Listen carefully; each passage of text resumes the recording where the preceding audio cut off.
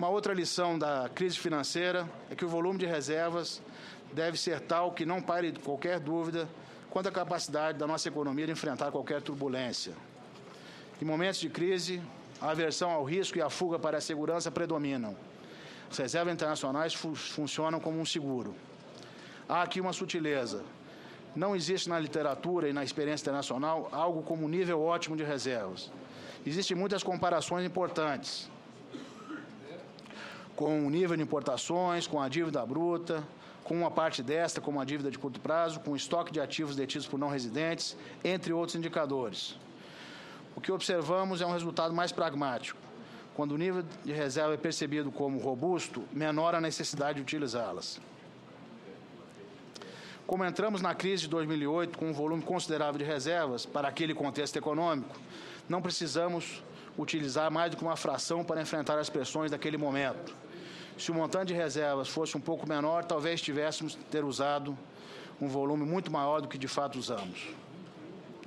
Não podemos esquecer também que reservas internacionais apresentam inúmeras outras externalidades positivas, entre elas o fato de contribuir para a redução dos prêmios de risco, tanto do governo quanto de todos os agentes e empresas privados. Estamos falando aqui uma redução de custos significativos que afetam toda a sociedade brasileira, que raramente são associados às nossas reservas internacionais. Some-se a esse contexto as perspectivas de ingresso de divisas decorrentes da exploração da camada do pré-sal, o que requer uma abordagem específica, distinta, a meu ver, do processo de absorção de excedentes descritos acima, que resulta na acumulação de reservas internacionais. E o instrumento adequado, nesse caso, é o Fundo Soberano Brasileiro, criado e constituído para esta finalidade. Feita esta reflexão sobre o processo de acumulação e o nível de reservas internacionais, retorna ao contexto conjuntural, onde observamos um contínuo e intenso influxo de capitais estrangeiros. Por mais que o Banco Central intensifique a esterilização de sua política de acumulação de reservas, sempre há uma parcela desses recursos que permanece no mercado. E esta parcela vinha ampliando-se nos últimos meses, alimentando uma expansão preocupante do mercado de crédito, principalmente de consumo, correndo o risco de propiciar o surgimento de excessos e distorções exageradas nos preços dos ativos, inclusive da taxa de câmbio.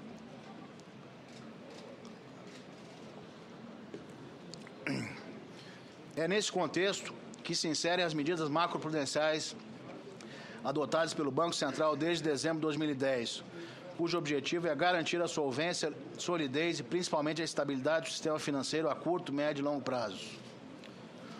Não obstante as medidas individualmente já serem conhecidas e adotadas, não só pelo Brasil, mas por vários bancos centrais ao redor do mundo há muito tempo, foi durante as reflexões sobre as causas da crise de 2008 que esse conjunto de medidas foi cunhado como medidas macroprudenciais.